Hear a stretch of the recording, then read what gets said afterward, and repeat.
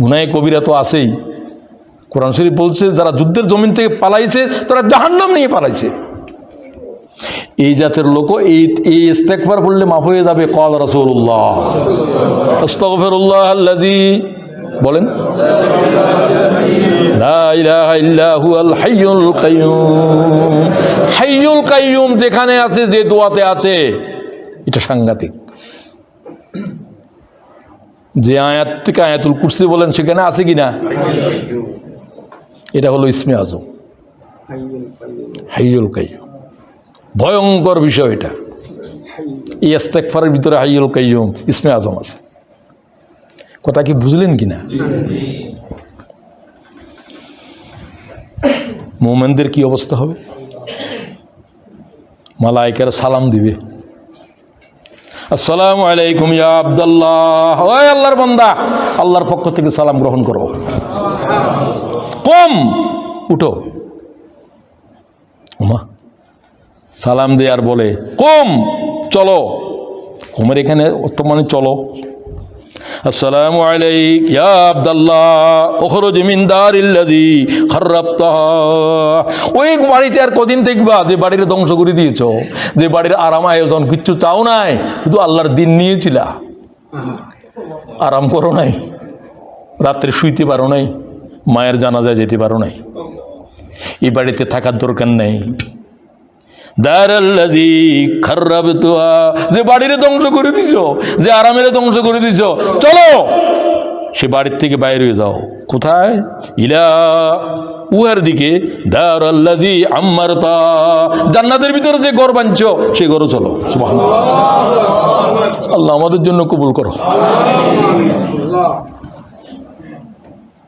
সালাম দিয়ে যান কবজ হচ্ছে জান্নাতের সুখবর দিয়ে। যে দুনিয়া আরাম করস নাই, বাল বাচ্চারে দেখতে পারস নাই। আমার বড় ছেলে কয়ে, আব্বা আমাদেরকে তো বেশি করে দেখেন নাই, মায়া করেন নাই বেশি, খালি প্রোগ্রাম প্রোগ্রাম প্রোগ্রাম। আমার একটু হঠাৎ করে মনের ভিতরে একটু রাখলো, তুমি কি আমার সব ছেলে মেয়েদের পক্ষ থেকে বলতেছো? তার পাশে তো আমি থাকি। তুমি যে কথা বলছো কিয়ামতের দিন আল্লাহর এই সাক্ষ্য দিও, এটা আমার নাজাতের উসিলা হবে। ও আল্লাহর আব্বা, তোমার দিনের জন্য আমাদেরকে আদরও করে নাই, দেখতে পারে নাই, দেখতে পারি নাই, ঠিকই আছে। এই সাক্ষ্য কিয়ামতের দিন যদি আমাকে দাও, এটা আমার নাজাতের উসিলা হবে। আমি বলেই দিয়েছি, হ্যাঁ আমি অন্য পিতাদের মতো হতে পারি নাই, আমি আল্লাহর দিনকে তোমাদের চাইতে বেশি ভালোবেসেছি। এই দিনের জন্য আমার জিন্দেগির উপরে কি গিয়েছে তোমরা জানো না।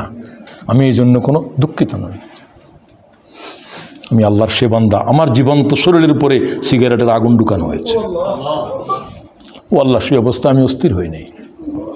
শুকর পরবর্তীকার, শুকর পরবর্তীকার, সব কৃতিত্ব তোমার। ভাইদেরকে বলতে চাই, দিনের এই আবেগ আপনার হৃদয়ের ভিতরে আসতে হবে। আল্লাহ আমাকে যে জান্নাত দিবে, কিসের বিনিময়ে দিবে? দিনের জন্য কোরবানি দিতে হবে, দিনের জন্য। লোকেরা নামাজ, আজকে কাকে বলতেছিলাম, মুরব্বী একটা আমার সাথে ছিল, নামাজ চিনছেন, রোজা চিনছেন, এগুলার বহুত বয়ান করেন। আপনারা কি দিন বুঝেছেন? ঘরের জানালা একটা, দরজা একটা, এটা কি ঘর? আমার হাত কি আমি? নামাজ রোজা এগুলো হচ্ছে ঘরের অংশ, খুঁটি। নামাজ রোজা, এই ঘরের কয়টা খুঁটি? খুঁটি কি ঘরের নাম? ঘরটা হলো কি? ঘরটা হলো কি? তুমি দিন বুঝো নাই। আল্লাহ নবী পাঠাচ্ছে দিনের জন্য। আর নামাজ তো এক পয়গাম্বরের কাছে একরকম, রোজা এক পয়গাম্বরের কাছে একরকম, কারো বেশি কারো কম, ঠিক কিনা? কোনো পয়গাম্বরের 3 ওয়াক্ত নামাজ, কোনো পয়গাম্বরের একদিনের ভিতরে একটাই নামাজ। আদম আলাইহিস সালামের রোজা ছিল 3টা, 13, 14, 15। এক এক জনের এক এক রকম দিন, সবার এক। আল্লাহর হুকুম কালেমাতুল্লাহি আল উলিয়া, দিন হচ্ছে আল্লাহর কালেমারে বুলন্দ করা। সুবহানাল্লাহ। তুমি তো এই কাজের জন্য, তুমি এই কাজ বুঝো নাই। আমি বলি যে নামাজ বুঝলা, রোজা বুঝলা, যে জিনিস নামাজের মুলতবি করে, রোজারে মুলতবি করে, সেটা তো বুঝো নাই। কথা কি বুঝেন নাকি আপনারা? সেটা কি? সেটা দিন, সেটা দিন, দিনের জন্য। জিহাদ টেহাদ সব কিছুর জন্য। কালেমাতুল্লাহি আল উলিয়া, আল্লাহর কালেমারে বুলন্দ করো, আল্লাহর কালেমাকে তামাম বিধানের উপরে গালেব করো। লিইয়ুযহিরাহু আলা দ্বীনি কুল্লিহি, সমস্ত পয়গম্বর পাঠিয়েছে দ্বীনের জন্য। শত শত পয়গম্বর শহীদ হইল দ্বীনের জন্য। তুমি দ্বীনই বুঝো নাই, তুমি বলো নামাজ পড়ো, রোজা করো। হায় হায়, তুমি যে কিছুই বুঝো নাই, তোমার কেউ বুঝেবার সাধ্য নাই। তোমারও মরিবার আগে দিয়ে যারা বুঝায়, লাথি মেরে মেরে ওই বুঝের জন্য বসে আছো। কেন বুঝো না সেটাও আজকে আলোচনা হবে। তাহলে আল্লাহ কি বলেন? আল্লাহর পক্ষ থেকে ফেরেশতারা কি বলে? ইন্নাল্লাযীনা ক্বালু রাব্বুনাল্লাহ সুম্মা ইসতাকামু তাতানাজ্জালু আলাইহিমুল মালায়েকা। এই আয়াত 3 বার শোনানো হবে মরণের সময়। খেয়াল করেন, মরণের সময়, কবরে, হাসরের মাঠে, 3টা সংকটেই। আল্লাহ খাউফুন আলাইহিম, তোমাদের জন্য ভয়ের কোনো কারণ নাই, কবরে নাই, হাসরে নাই, মরণে নাই। সুবহানাল্লাহ, আল্লাহ ওহী করে কোরআনে। কাদের জন্য? যারা ঈমান আনছো না, ঈমানের উপরে দাঁড়াই আছো। সুবহানাল্লাহ বিহামদি। কোনো অত্যাচার, কোনো জুলুম, কোনো ফাঁসি, কোনো কিছুই তাদেরকে দিন থেকে হটাতে পারে না। সুবহানাল্লাহ। সুম্মাস্তাকামু, শুধু ঈমান আনে না, ঈমানের উপরে দাঁড়িয়ে আছে। তুমি কি দাঁড়িয়ে আছো না ফালিয়ে গেছো? তুমি তো দাঁড়াও নাই, ঈমান আনছো কিন্তু ঈমানের উপরে। অতঃপর ঈমান আনছো, এটা 1 নম্বর। অতঃপর কি? সুম্মাস্তাকামু, ও আল্লাহ আমাদেরকে দাঁড়াবার তৌফিক দাও। দুনিয়ার কোন শক্তি আমাদেরকে আল্লাহ তাআলা তোমার দিন থেকে যেন হটাতে না পারে। তাহলে এই খবর, তাতানাজ্জালু আলাইহিমুল মালায়েকা। ফাঁসির মঞ্চে কি করে হাসবে? সৈয়দ কুতুবকে যখন ফাঁসিতে নেওয়া হচ্ছিল, পা রাখতে পারছে না জমিনের উপরে, 2 পায়ের উপরে গোশত পর্যন্ত কুকুরে খেয়েছে। সেলের ভিতর শিকারি কুকুর লেলিয়ে দিয়েছে, হাঁটুর থেকে নিচের অংশের গোশত পর্যন্ত। কি জাতের নির্যাতন দিয়েছে মুসলমানরা! কোরআন শরীফের এত বড় দায়রে, পা বসাতে পারছে না। 2 জন পুলিশের এর উপরে গর্দানে হাত রেখে তিনি ফাঁসির মঞ্চের দিকে চলছে। সুবহানাল্লাহ। হঠাৎ করে হেসে উঠলেন। সাংবাদিকেরা বলল যে এই মুহূর্তে হাসলো কেন? তোমরা দেখতেছো যে আমি মরণের দিকে যাচ্ছি, তোমরা জানো না আমি হায়াতের সমুদ্রে ঝাঁপ দিচ্ছি। ولا تحسبن الذين قتلوا في سبيل الله أموات بل أحياء عند ربهم يرزقون। আল্লাহর পরে যারা জীবন দিয়েছে তারা কি মরেছে? তারাই জীবিত, তোমরাই মরা। তোমাদের খবর কি? তোমরা জিন্দা না মুর্দা তাও তো জানো না। তারা জীবিত নয়, তারাই মৃত্যুর সাথে সাথে শাহাদাতের সাথে জান্নাতের রিজিক ভক্ষণ করবে। কিয়ামত পর্যন্ত থাকবে না, জান্নাতের রিজিক ভক্ষণ করবে। কোরআনের আয়াত। আল্লাহ সে মৃত্যু আমাদেরকে বকশিশ করো। চাইতে তো আপত্তি নেই, রাসূলুল্লাহ নিজে চাইছেন। লাওয়াদাতু আন্নী আগজু ফি সাবিলিল্লাহি ফাউকতাল সুম্মা আগজু ফাউকতাল সুম্মা আগজু ফাউকতাল। আমার মন চায় আমি জিহাদ করতে করতে শহীদ হয়ে যাই, আবার জিন্দা হই, আবার যুদ্ধ করি, আবার শহীদ হই। আল্লাহর কসম, আমার হৃদয়ের ভিতরে আর কোনো চাওয়া নাই। সুবহানাল্লাহ। রাওয়াহুল বুখারী। তোমার হৃদয়ে কোনোদিন কি জাগ্রত হয়েছে, ও আল্লাহ তোর দিনের জন্য যদি জীবনটা দিতে পারতাম? আমার জীবনের চাইতে আল্লাহর তোর দিন বড়, যে দিনের জন্য শত শত পয়গম্বর শহীদ হয়েছে। রাসূলুল্লাহ রক্তাক্ত হয়েছে তায়েফের মাঠে, 3 বার বেহুশ হয়েছে, 3 বার মাথা উঁচু করেছে। আল্লাহ তাআলা তামাম শরীর রক্তাক্ত, নিজের রক্ত নিজে মুছে আর বলে যে ও আল্লাহ কোন কওমের কাছে আনলা। লা ইয়াফলা কওমুন শাজ্জু নবিয়্যাহুম। ও জাতির কল্যাণ কিভাবে হবে যারা তাদের পয়গম্বরকে রক্ত দিয়ে লাল করে ফেলেছে। তারপরে রাসূলুল্লাহ বদদুয়া দেন নাই, জোরের কান্না সইতে পারতেছেন। আল্লাহ তাআলা মালায়েকা নাযিল করলেন, গজবের ফেরেশতা এসে দাঁড়িয়ে রয়েছে। জিবরাইল বলে আপনাকে আল্লাহ তাআলা ইজাজত দিতে বলছে। কয় না, আমি ইজাজত দিব না, আমি উম্মতের উপরে লানত হয়ে আসি নাই। সুবহানাল্লাহ। তারা ঈমান আনে নাই, আমার চিনে নাই, তারা তাদের আওলাদেরা কোনোদিন ঈমান আনবে। সুবহানাল্লাহ। দিন হচ্ছে উহার নাম।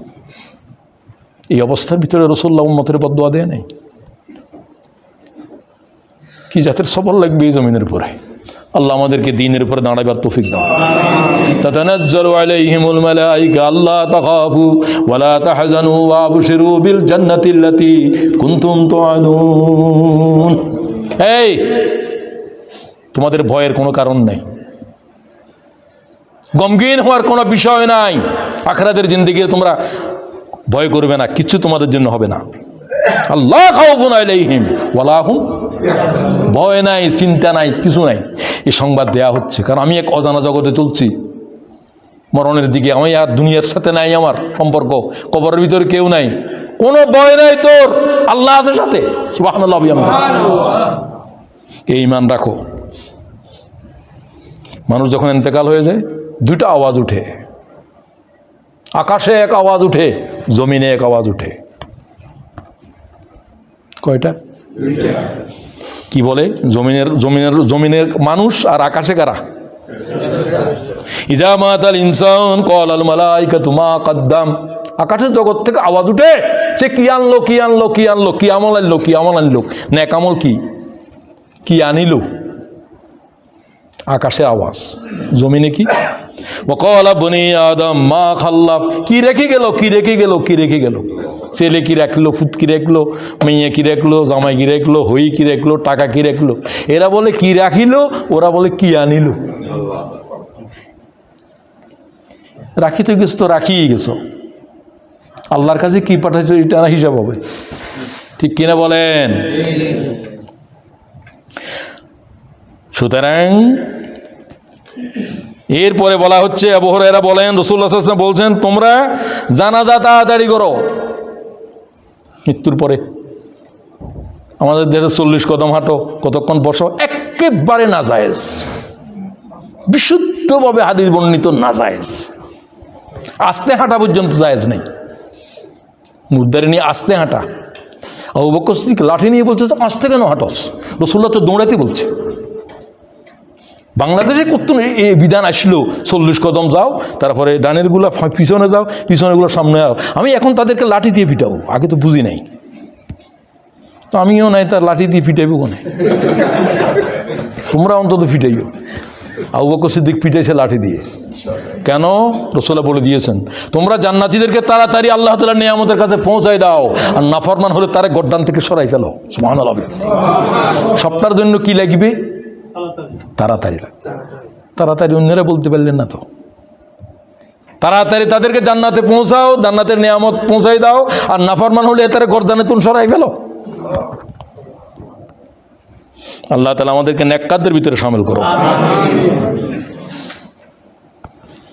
তো কবরের ভিতরে যাওয়ার পরে এখন সবাই তো গেল, এখন আহলিহি ওয়া মালিহি ওয়া আমালিহি, 3 জন কবরের তুন বিদায় হচ্ছে, আমল সারা, আর 2টা চলে আসবে। আহালেরা বিদায়, বাপ তোমার এখানে যেগুলো জিনিসপত্র গেছিল খাটখুট, সেগুলো নিয়ে আসো। কবরে কি যাবে? শুধু 2 জিনিসের বিদায় হয়ে গেছে। কবরে যাওয়ার সাথে সাথেই প্রথমে তার রু নিয়ে চলে যাবে নেককারদের ইল্লিনে, আর বাকিদের সিজ্জিনে। ওখানে লিস্ট হবে, নাম রেজিস্ট্রেশন হবে খাতার মধ্যে। তারপর বললো যে রু নিয়ে আসো। আবার মুনকার আর মান নাকির আসবে। লম্বা হাদিস, যেগুলো আপনাদের জানা আছে, তবু একটু বলার জন্য বলা। তো তার দাঁড়ায় বসাবে, সে ভয়ে থরথর করতে থাকবে, কাঁদতে থাকবে, প্রত্যেকেই, ছেলে মেয়েদের জন্য, পরিবারের জন্য। কোথায় আসলাম? প্রশ্ন শুরু হচ্ছে, সংকট, কবরের সংকট, দ্বিতীয় সংকট। প্রশ্ন এগুলোর জবাব দেওয়া লাগবে না লাগবে না? তো এগুলো প্রস্তুত হয়ে যেতে হবে। প্রশ্ন কয়টা? সবাই জানে। প্রথম প্রশ্ন কি? মান রাব্বুকা, তোমার আল্লাহ কে নয়, তোমার খালেক কে প্রশ্ন নয়। কি রব? প্রশ্ন কি? তোমার বানাইবার পরে বলছো আলাস্তু বিরব্বিকুম, আমি কি তোর রব নই? ক্বালু বালা। কি বলছিলাম? হ্যাঁ, আল্লাহ আপনি আমাদের রব। রব কেন? রবের সাথে হায়াতের সম্পর্ক বেশি, প্রত্যেকটা মুহূর্তের সাথে রব আছে। খাওয়ার জন্য এক কাতরা পানি কার? জমিনিটা কার? আমারে পালার জন্য যা অক্সিজেন যা দরকার সব কে দিচ্ছে? প্রতি মুহূর্তে প্রতি সেকেন্ডে যা দরকার তা যে সরবরাহ করে সেই হলো রব। 36 বছর পর্যন্ত তোর কে পালছিল? 70 বছর পর্যন্ত কে তোর খাওয়াইছিল? 70 বছর পর্যন্ত কার জমিনের উপরে ছিলি? প্রশ্ন খাল এক নয়, প্রশ্ন মাল এক নয়, প্রশ্ন কি? কেন রব বুঝছেন এখন? রবুবিয়তের সাথে সম্পর্ক, এই জন্য মা বাপের রব বলা হয়। আল্লাহ বলছেন রব্বায়ানি, রব্বের হামহুমা রব্বায়ানি, যে তোমারে রবুবিয়ত তোমারে পালছে। তো আমার 70 বছর পর্যন্ত মা হয়তো কিছুটা পালছে আমারে, তো আমার মূল খাদ্য যা দরকার সব কিছু কে দিছে? এটার সওয়াল হবে। খুব ভালো করে বুঝেন, এগুলো বুঝে যেতে হবে। কেন এটা প্রশ্ন করতেছে আমাকে ওই বিষয় সেই বিষয়ের উপরে কেন বলা হচ্ছে না? মান রাব্বুকা, এরপরে কি দেখেন, নামাজ পড়ছিলে কিনা এগুলো প্রশ্ন নয়, দিনের উপর প্রশ্ন হবে। 24 ঘন্টা জীবনের প্রত্যেকটা মুহূর্তের সাথে আল্লাহর হেদায়ত জরুরি। হেদায়ত এমন জিনিস যেটা কেউ বানাইতে পারে না, আল্লাহ থেকে যে হেদায়ত নাযিল হয়েছিল তার উপরে চললে দিনের উপরে চলো। ফাইম্মা ইয়াতিয়ান্নাকুম মিন্নী হুদান ফামান তাবিআ হুদায়া ফালা খাউফুন আলাইহিম ওয়ালা হুম। তো সুতরাং তাদেরকে বলা হবে তোমার দিন কি? 2 নম্বর ওয়ামা দীনুকা। প্রথমে বলবে রাব্বি আল্লাহ, নেককাররা বলবে দিন কে? তোমার দিন কি? দিন ইয়াল ওমান নবিয়্যুকা হাযার রাজুলু বু'সা ফীকুম। এটাকে চিনো? এই লোকটাকে? হাযা সাইয়্যিদুনা মুহাম্মাদুর। অবশ্যই আমি চিনি আল্লাহর রাসূল, দেখেই বলে ফেলবে। এরপরে আরেকটা প্রশ্ন করা হবে, সেটা কি? তোমরা কার থেকে এটা শিখলা, কার থেকে এটা জানলা? খুব খেয়াল করেন, তুমি যে এগুলো জবাব দিলা আল্লাহ তাআলা রব আমার, তারপরে আমার জন্য দিন আমার ইসলাম, এগুলা কোত্থেকে তুমি বলছো? করাতু কিতাব আল্লাহ, কি বলবে? আমরা কি পড়েছিলাম? কথা সবাই বলেন। আপনি কি পড়েন? কথা আমি সহিহুল পড়ি। কোরআন শরীফ পড়ো না? তুমি কি পড়ো? কথা আমি হাকিকত সিরিজ পড়ি। হাকিকত সিরিজ বাকি রুজি পড়লে পড়ো, না পড়লে না পড়ো, কিন্তু কোনটা পড়তে হবে? কিতাবুল্লাহ, আল্লাহর কিতাব কি পড়েছো? আল্লাহ কি বুখারী শরীফ পড়ো? বুখারী শরীফ কি আল্লাহ নাযাল করছে? এটা তো এই কিতাব, এটা বুঝার জন্য। কিতাব কোনটি? কথা বলে না কেন? এটার লয় কোনো সম্পর্ক নাই, এটা পড়াপড়ির কোনো কামেই নাই, কোনো দলের ভিতরে নাই।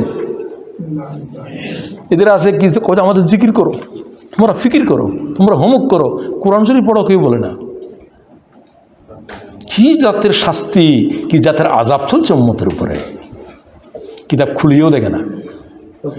ঠিক কিনা বলেন? সূরা ফাতিহাটাও না বুঝে চলে যাচ্ছে দুনিয়া থেকে। তুমি অর্থ জিজ্ঞাসা করো, কজন মুসলমান নামাজ পড়ো যে সূরা ফাতিহা জানে? ঠিক কিনা বলেন? সুতরাং দিনের পর প্রশ্ন হচ্ছে, 4 নম্বর প্রশ্ন করতে যে কোত্থেকে জেনেছ? কারাতু কিতাব আল্লাহ, আল্লাহ থেকে আওয়াজ আসবে আন সাদাকা আবদি, এই আমার বান্দারে আর প্রশ্ন করিস না। ফাফরিশুহু মিনাল জান্নাহ ওয়াফতাহু লাহু মিনাল জান্নাহ ওয়ালবিসুহু মিনাল জান্নাহ। তার জান্নাতের লেবাস পরাই দে, জান্নাতের বিছানা করে দে, জান্নাতের দরজা খুলি দে। সুবহানাল্লাহ। সুন্দর কাপড়, চেহারার থেকে গ্রান বের হচ্ছে, একটা লোক হঠাৎ করে আসবে, এরা চলে যাওয়ার সময় বলে তোমাকে জান্নাতের শুভ সংবাদ দিতে আসছি। তুমি কে? এত সুন্দর চেহারা, তোমার কাপড় হইতে এত সুঘ্রাণ। ও আমাকে চিনছো না, আমি তোমার নেক আমল, আমি তোমার নামাজ, তোমার তাহাজ্জুদ। আল্লাহ আমাকে মানুষের সুরতে তোমাকে কিয়ামত পর্যন্ত তোমার সাথে থাকার জন্য কবরে আমার বরাদ্দ দিচ্ছে। মান রাব্বুকা, হা হা লা আদরি, আমি তো জানি না। ওমা দীনুকা লা আদরি, কি বলে আমি কিছু জানি না, করলে কি রেহাই আছে? দুজন ফেরেশতা আসবে যে লোহার মুগুর নিয়ে প্রথম আঘাত করবে, মাথার উপরে চূর্ণকাত হয়ে যাবে, আবার ঠিক হয়ে যাবে, আবার আঘাত করবে। জানো না? সব তো জানছিলা, তোমার রবকে জানো নাই? কার রিজিক খাইছিলি 70 বছর?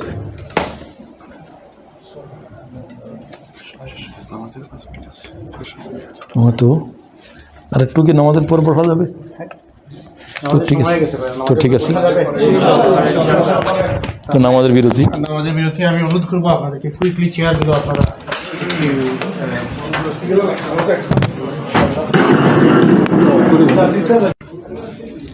শুরু করব। বিসমিল্লাহির রহমানির রহিম। সম্মানিত ভাইয়েরা, আলোচনাটা একটু কমপ্লিট করার জন্য কিছু সময় নিতে হলো। অনেক দূর এলাকা থেকে আসাও আমাদের জন্য কষ্টকর হয়ে যায়। তো যাই হোক, আপনাদের সাথে খুব ধৈর্য ধরে আপনারা আলোচনা শুনেছেন, আমি খুব বাধিত হয়েছি, খুশি হয়েছি। আলোচনার শেষ অংশটা হলো মৃত্যুর সংকটের পরে কবরের সংকট। প্রত্যেক সংকটের সাথে আমাদের করণীয় কী, সেগুলো আলোচনা করার চেষ্টা করেছি।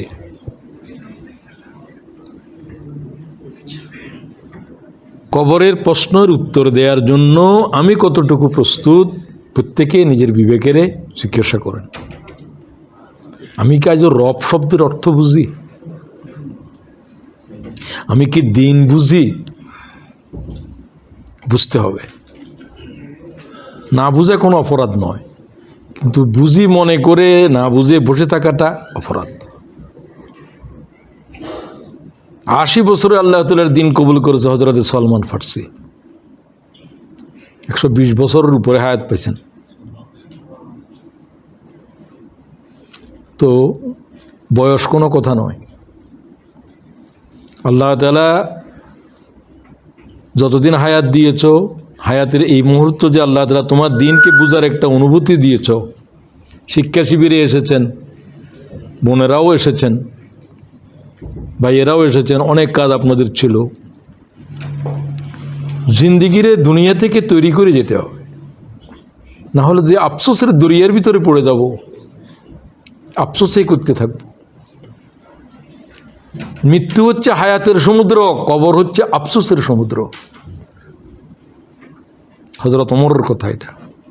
হায় কি করলাম, শুধু এই কথাই বলবে। হা হা কিছু তো আমি জানি না, লা আদরি, রব সম্পর্কে কোনো জ্ঞান নাই, দিন সম্পর্কে কোনো জ্ঞান নাই, মুহাম্মদুর রাসূলুল্লাহর রিসালাত সম্পর্কে কোনো এলম নাই। এরপরের অবস্থা তো ভয়াল হবে। তারও কবরের ভিতরে একটা মানুষ আসবে, দুর্গন্ধযুক্ত কাপড়, দুর্গন্ধযুক্ত ময়লা, বদবু বের হচ্ছে, চেহারা বিকৃত, দেখে ভয় পাবে, দাঁত চোখ ভিন্ন। বলছে আমি তোর সাথে থাকবো। কি আমার সাথে থাকবি? তোর কাপড় চোপড়ে এত দুর্গন্ধ, এখানে তোকে থাকতেই পারতেছি না। কয় আমাকে চিনো না? ফায়াকুল মান আনতা, তুই কে? কবরে জিজ্ঞাসা করেন মুর্দায়, এই জিজ্ঞাসা করে যে তুমি কোন? ফায়াকুল আনা আমালুকাল খাবিস, আমি তোর খবিস আমল। জানাবে বিচার করছিলি যে, সেটার জীবন্ত আমি রূপ। নাইট ক্লাবে ছিলি যে, নামাজ তরক করছিলি যে, তোর জিন্দিগির সমস্ত পাপাচারের আমি জীবন্ত এক রূপ। আমি কিয়ামত পর্যন্ত আছি তোর সাথে। তাকে বলা হবে ওয়াল বিসুহু মিনান নার, ওয়াফতাহু লাহু বাবান ইলান নার, আওয়াজ আসবে আগুনের পোশাক পরাও, লেবাস খুলে ফেলো, আগের লেবাস খুলে ফেলো, আগুনের বিছানা বিছাও, জাহান্নামের লু হাওয়া প্রবাহিত করে দাও ইলা ইয়াউমিল কিয়ামা। ও আল্লাহ মাফ করে দেন। কবরের হায়াতের কোনো সীমা নাই, ওয়ানুফিখা ফিস সূর পর্যন্ত থাকতে হবে, তখন উঠবে, উঠে দেখবে যালিকা ইয়াউমুল ওয়াঈদ, কি ভয়াল দিন, যালিকা ইয়াউমুল ওয়াঈদ। সুতরাং ওই যে শেষ প্রশ্নটা করেছিল এটা একই করবে না, এটা কোন প্রশ্নের উত্তরও দিতে পারল না, সেটাই হলো যে প্রিপারেশন। মা ইউদেরি, কিভাবে জানলি রব যে আল্লাহ, কিভাবে জানলি দিন যে ইসলাম, কিভাবে জানলি মুহাম্মদুর রাসূলুল্লাহকে।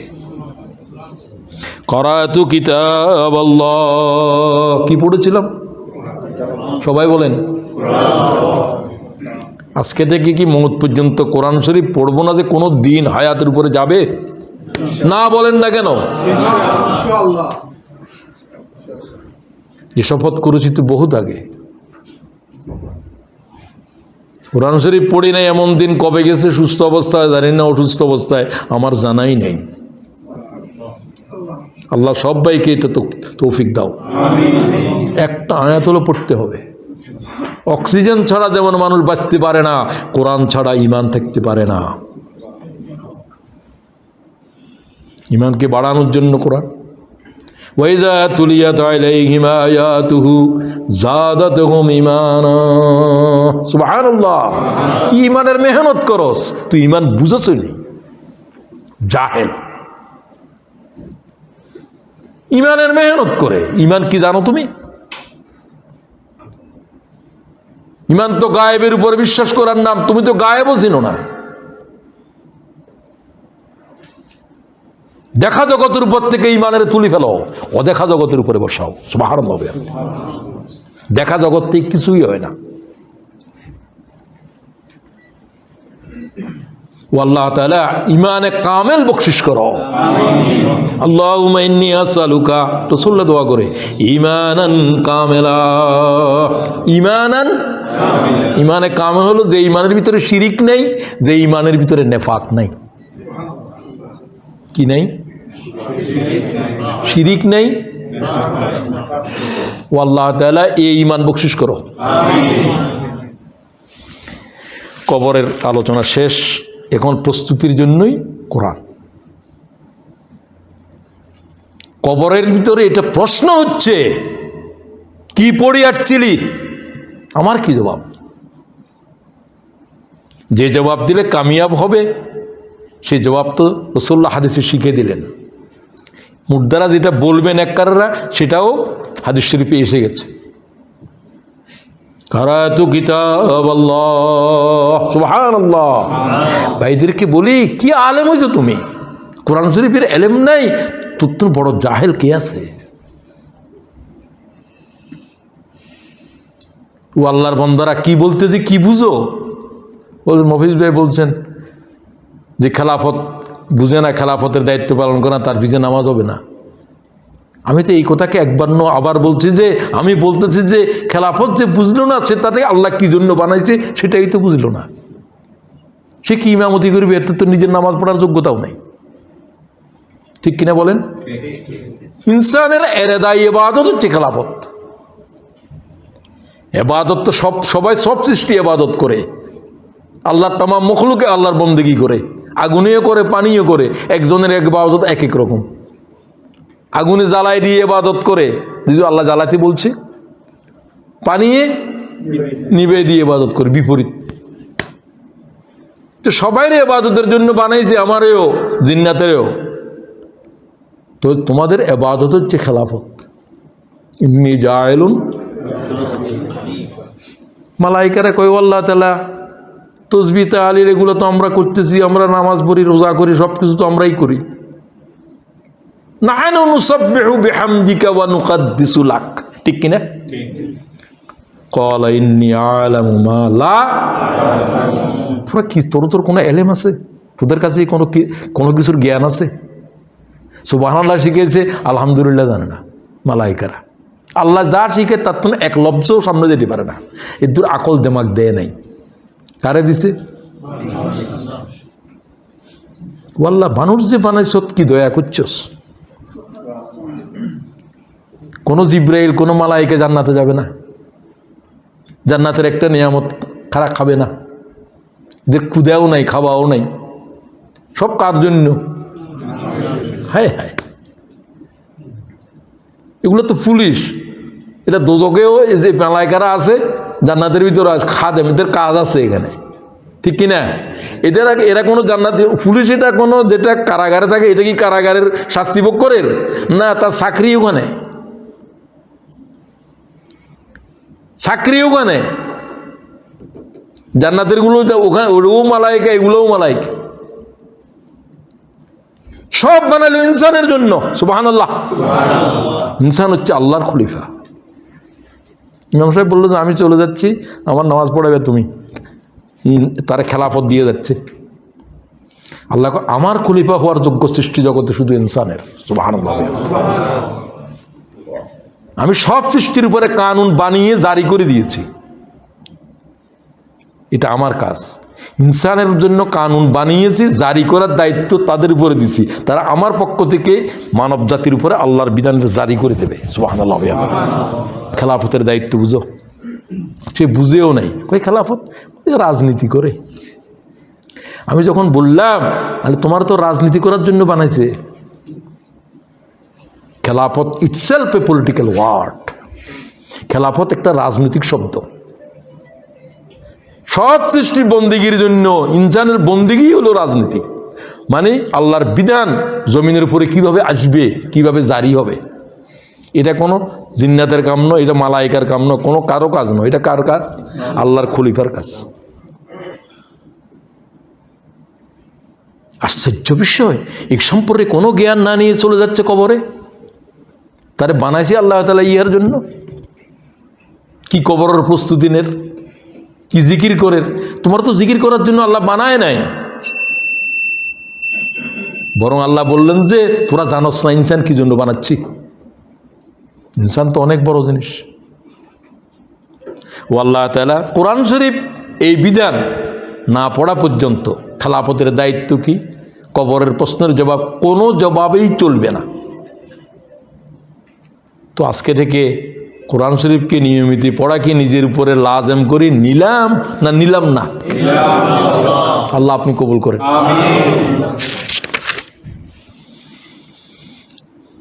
আসেন এবার, কতদিন থাকবে কবরের ভিতর?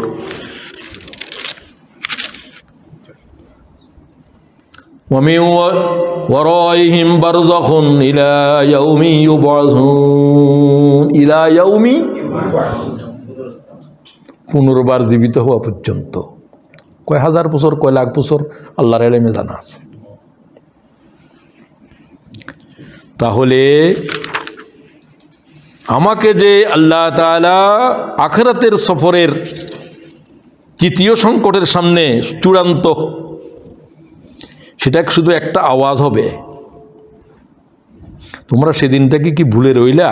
আল্লাহ তাআলা কয় ওয়া খাশিয়াতিল আসওয়াতু লিররহমান ফালা তাসমাউ ইল্লা হামসা।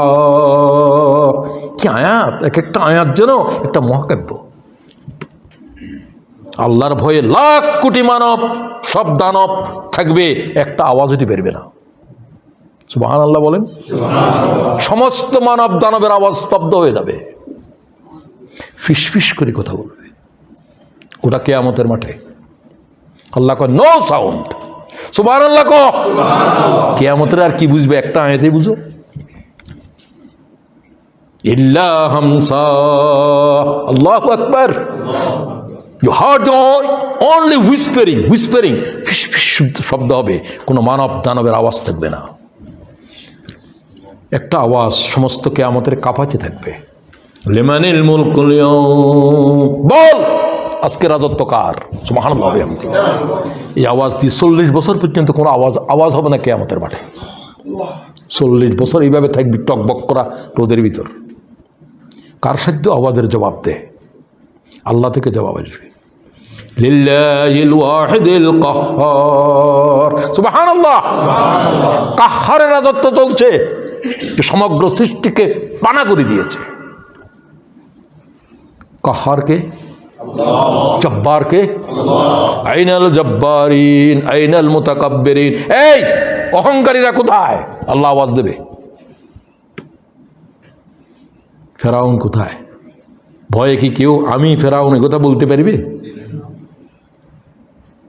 ওয়ালাউ তারা ইযিল মুজরিমুনা নাকিসু রুউসিহিম রব্বানা আবসারনা ওয়া সামি'না ফারজি'না না'মাল সালিহা ইন্না মুকিনুন। এক একটা আয়াত, এক একটা মহাকাব্য, একটার উপরে এক একটা কিতাব লেখা যাবে। বড় বড় নাফরমানেরা মাথা নিচু করে আল্লাহর সামনে কিয়ামতের জমিনে দাঁড়াবে। না কিসুরুসিম, মাথা কি সোজা থাকবে না মাথা নত অবস্থায় থাকবে? এত বেশি কানবে, রাসূলুল্লাহ বলছে রক্ত শেষ হয়ে যাবে, পানি শেষ হয়ে রক্ত শেষ হয়ে যাবে। সুবহানাল্লাহ, আল্লাহ তাআলা মাফ করে দেন। আমিন। সমস্ত পয়গম্বররা পর্যন্ত নফসি বলে আওয়াজ তুলতে থাকবে। ওয়াকাল আদম সফিউল্লাহ নফসি, বুখারীর হাদিস। ওয়াকাল নূহ জিউল্লাহ নফসি, ওয়াকাল ইব্রাহিম খলিলুল্লাহ নফসি। আল্লাহু আকবার। সমস্ত পয়গম্বরের জিহ্বাতে কি আওয়াজ? আমার কি হবে, আমার কি হবে, আমার কি হবে। লোকেরা আদম আলাইহিস সালামের কাছে যাবে, আব্বা আমরা তো সহ্য করতে পারছি না, মগজগুলো টকবক করতেছে তপ্ত মরুভূমি, তপ্ত মাটির উপরে। লাস্তুলা, আল্লাহর কাছে সুপারিশ করেন আপনি, আপনারা আল্লাহ বেশি মায়া করে বানিয়েছে, বেশি সুন্দর করে। লাস্তুলা, এই শব্দ 100 লাখ পয়গম্বর বলতে থাকবে। লাস্তুলাহা, আল্লাহর কাছে যাওয়া আমার পক্ষে সম্ভব নয়। সুবহানাল্লাহ। আল্লাহ যে রাগের ভিতরে আছে কিয়ামতের মাঠে, এই অবস্থায় আল্লাহর কোনোদিন ছিল না। কাহার আজকে আছে, আর সবসময় আল্লাহ তাআলা কাহারিয়তের ভিতরে থাকেন না, আজকে কাহারিয়তের ভিতরে আছে। নবীরা পর্যন্ত আল্লাহর ভয়ে থরথর করতে থাকবে। তুমি বলো কি হুজুরে যাইবার সময় তোমারও জান্নাতে নিয়ে যাবে? হুজুরে কি আল্লাহরে চিনে? এই মুজুরে, তার কাছে কোরআন শরীফের কোনো এলেম আছে? সে কি কোরআন শরীফ পড়েছে? নবীরা পর্যন্ত বলতেছে আমি কোথায় যাব? ঈসা আলাইহিস সালামের কাছে যখন যাবে তিনি বলবেন আমি আমার আম্মাকে আমি আমার আম্মার সম্পর্কে আল্লাহরে বলতে সাহস করতেছি না। সুবহানাল্লাহ। তুমি কোন কারে নিয়ে যাবে? তুমি, তোমার কাছে কোনো এলেম আছে? সমস্ত পয়গম্বর নফসি করে আওয়াজ তুলতেছে। সব পয়গম্বররা বলবেন, উলিল আযম পয়গম্বররা পর্যন্ত। শুধু কি তাই, কারো সাথে তো কাপড় সপর পর্যন্ত নাই। وقال رسول الله تحشرون يوم القيامة حفاة عراة غرلا। তিন অবস্থায় উঠবে, হুফাতান উরাতান গুরলা। قال رسول الله, উলঙ্গ ন্যাংরা, কোনো জুতা স্যান্ডেল কিছু নাই, তপ্ত মরুর উপরে একটা সুতার বস্ত্র নাই, কোনো মানবের নাই, কোনো নবীরও নাই। আল্লাহু আকবার। গোরলা, যে অবস্থায় জন্মগ্রহণ করছিলা খতনাবিহীন গোরলা, ওই অবস্থায় উঠবা। আল্লাহ প্রথম আওয়াজ দিবেন, কি বলবেন? মাই ইউকসা ইব্রাহিম খলিল, ইব্রাহিমের কাপড় পরাও। সুবহানাল্লাহ। প্রথম আওয়াজ। শুধু রাসূলুল্লাহর সাথে কাপড় থাকবে বলে আমার ধারণা হাদিসে স্পষ্ট পাই নাই। যেহেতু ইব্রাহিমকে কাপড় পরাও বলছে, তাহলে রাসূলুল্লাহ সাল্লাল্লাহু আলাইহি ওয়াসাল্লামের সাথে কি আছে?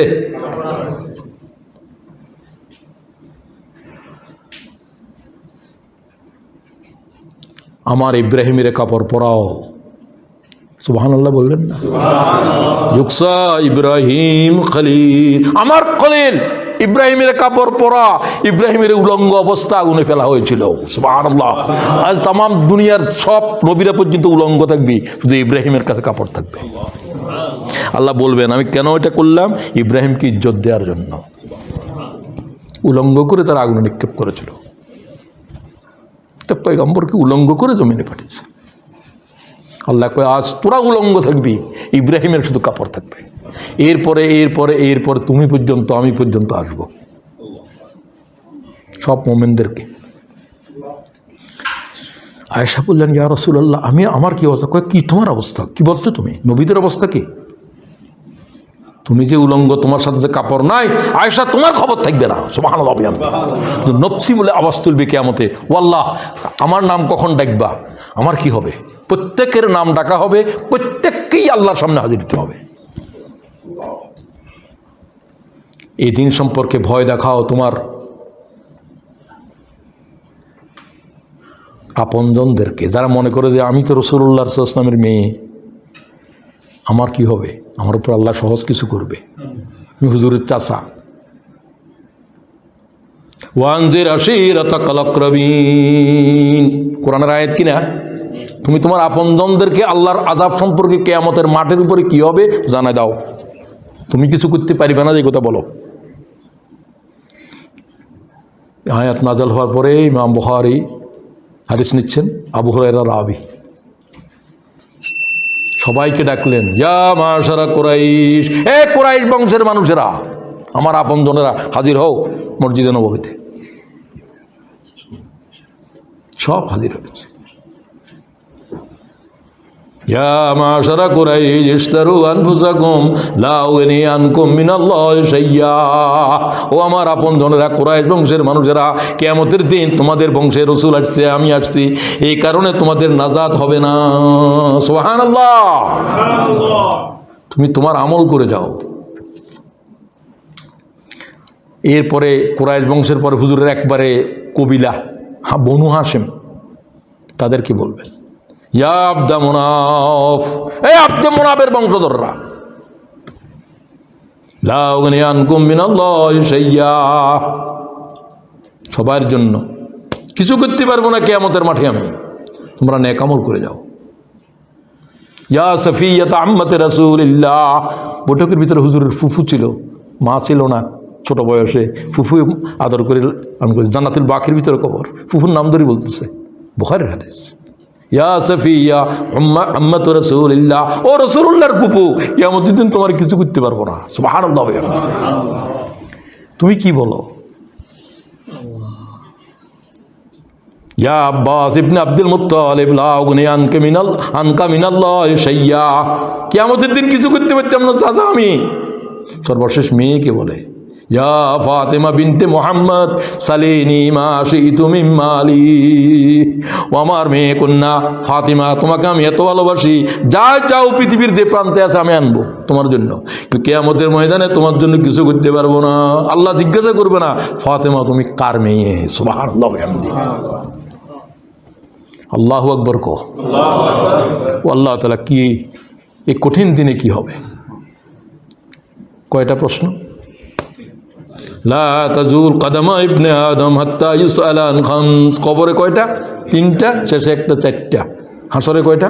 5টা। প্রস্তুত এখন থেকে আপনি গ্রহণ করেন। আন উমরিহি ফিমা আফনা, বল হায়াতের কোথায় ব্যয় করেছিলি? 70 বছর 80 বছর জিন্দেগির জবাব দাও। রেকর্ড আছে না নাই? কি করেছো সব কিছুর একবার দানা পর্যন্ত আছে, সেটা হাজির হবে। সেটার নাম কি? ইকরা কিতাবাকা কাফা বিনাফসিকাল ইয়াওমা আলাইকা হাসিবা। এই তোর আমলনামা তুই পড়, তুই জান্নাতি না জাহান্নামী তুই ফয়সালা কর। মা লিহাযাল কিতাব লা ইউগাদিরু সাগীরাতান ওয়ালা কাবীরাতান ইল্লা আসাহা, কি ভয়ঙ্কর কিতাব! ঘুমের ভিতরে কথা বলছিলাম, সেটা পর্যন্ত রেকর্ড হয়ে গেছে। সুবহানাল্লাহ।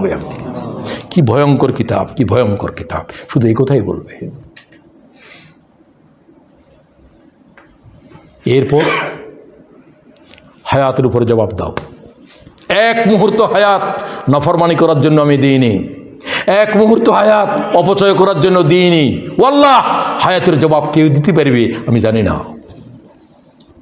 আল্লাহ রহম করে দাও, রহম করে দাও। তওবা ছাড়া তো কোনো পথ নেই।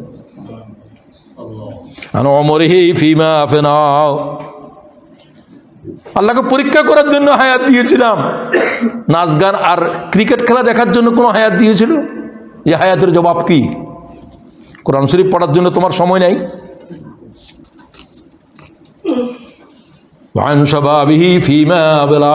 হায়াতের ভিতরে সবচেয়ে দামি কোন অংশ? যৌবন হচ্ছে হায়াতের বসন্তকাল। সময় নাই। যৌবন যাদের আছে তারা, যারা হারিয়ে ফেলছে তো হারিয়ে ফেলছে। আমরা হারিয়ে ফেলেছি, আর যৌবন ফিরে আসবে না। যৌবনের যারা আল্লাহর গোলামিতে যারা বিদ্ধ করেছ তাদের জন্য কিয়ামতে কোনো আযাব নাই। সুবহানাল্লাহ ওয়া বিহামদিহি। ইমাম বুখারী হাদিস বলছেন, শাবুন নাশা ফি ইবাদাতিল্লাহ, যে 7 শ্রেণীর মানুষ আল্লাহর আরশের নিচে থাকবে, ওই যুবক যে যুবক তার যৌবনের কালো দাঁড়িয়ে আল্লাহর গোলামি করতে করতে সাদা করে দিয়েছে। সুবহানাল্লাহ। ও আল্লাহ, আমাদেরকে মাফ করে দাও, আমরা তো যৌবনের হারিয়ে ফেলেছি। এরপরে ধনসম্পদ, আমরা সবাই তো রুজি রোজগারের ভিতরে আছি। সম্পদ কিভাবে অর্জন করেছিলি প্রত্যেকটা আয়ের খাত বর্ণনা করো। সুবহানাল্লাহ। মদের বেচা কিনা, মদের দোকানে শরাবের পাত্র দিয়ে সরবরাহ করা সব হারাম। হারামের ব্যবসা করা হারাম, হারামের চাকরি করা হারাম। যা করেছি জীবনের উপরে সব আল্লাহর জবাব দেওয়া লাগবে। কোথায় ব্যয় করেছি না, ব্যয়ের খাত বলো। মেয়ের বিয়েতে 20,000 পাউন্ডের শুধুমাত্র বিদ্যুতের বিল দাও, কোন জমিদারি চলে? 1 কোটি মানুষ অনাহারে আছে, 100 কোটি মানুষ অনাহারের ভিতরে আছে, তার প্রতিবেশী অনাহারের ভিতরে আছে। দায়িত্ব আছে না নেই?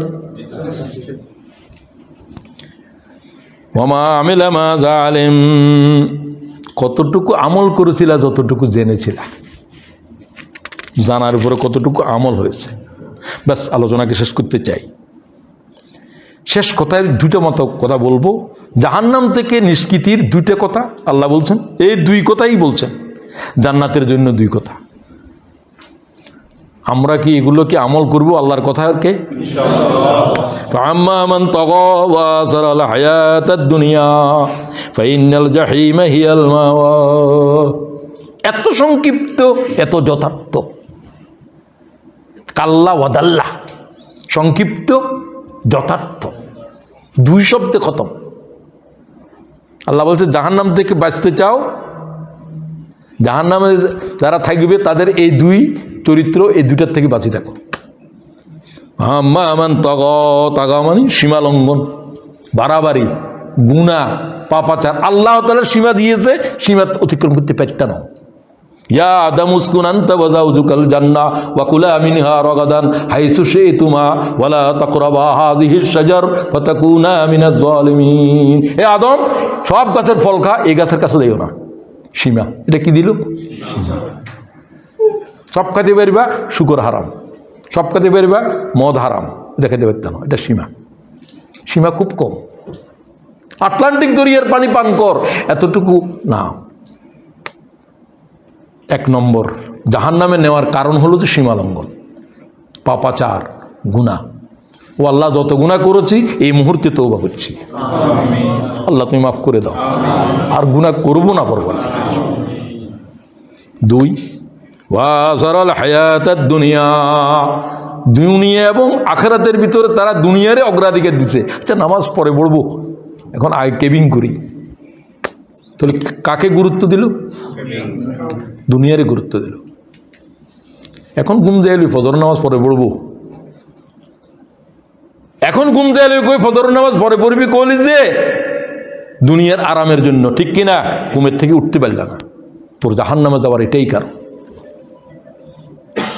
ব্যাস, এই 2টার থেকে যদি বাঁচতে পারো, এই 2টার ভিতরে জাহান্নাম, এই 2টার থেকে বাঁচলে জান্নাত। গুনাহ করা যাবে না। আর দুনিয়া এবং আখিরাতের প্রতিযোগিতার ভিতরে দিনকে দুনিয়ার উপরে অগ্রাধিকার দিতে হবে। আল্লাহ তো কবুল করো। ওয়া আম্মা মান খাফা মাকাম রাব্বিহি, জান্নাত কার জন্য? আল্লাহর যারা ভয় করছে, তারা মুত্তাকি, তাদের কাছে আল্লাহ ভীতি আছে, তাকওয়া আছে। আল্লাহ ভীতি লাগবে। আল্লাহ বলছে মুত্তাকিদের জন্য আমার জান্নাতের ওয়াজিব করে দিছি। সুবহানাল্লাহ, ওয়াজিব করে দিছি। সেগুলো আলোচনার সময় নেই। ওয়ানাহান নাফসা আনিল হাওয়া, নফসের দাবিরে যে প্রত্যাহার করছে, নফসের দাবিরে মুলতবি করে দিছে। নফস সবসময় জাহান্নামের দিকে টানে আল্লাহর সীমা লঙ্ঘন করার জন্য। নফসকে বলছে খামোশ, তোর কথা শুনবো না। আল্লাহরে ভয় করো, নফসকে না বলতে শিখো। ফাইনাল জান্নাতা হিয়াল মাওয়া, তোর জন্য জান্নাত। জাহান্নাম থেকে বাঁচার জন্য দুটো। এটা কি হাদিস না কোরআন? আসুন ব্যাস, আজকের এই আলোচনায় ভালো মৃত্যুর কিছু আলামত বর্ণনা করতে চাইছিলাম। রাসূলুল্লাহর মৃত্যুর সময় কি হলো, সাহাবীদেরকে কয়েকজনের নাম বলা, এগুলো সময় নেই আজকের জন্য। তারপরে অনেক সময় দিয়েছেন, শুকরিয়া। আল্লাহ তাআলা আখিরাতের এই সংকট, মৃত্যুর সময়ের, কবরের, হাসরের ময়দানের এই সংকটকে আল্লাহ আমাদের জন্য আসান করো। ওয়া আখিরু দাওয়ানা আনিল হামদুলিল্লাহি রাব্বিল আলামিন।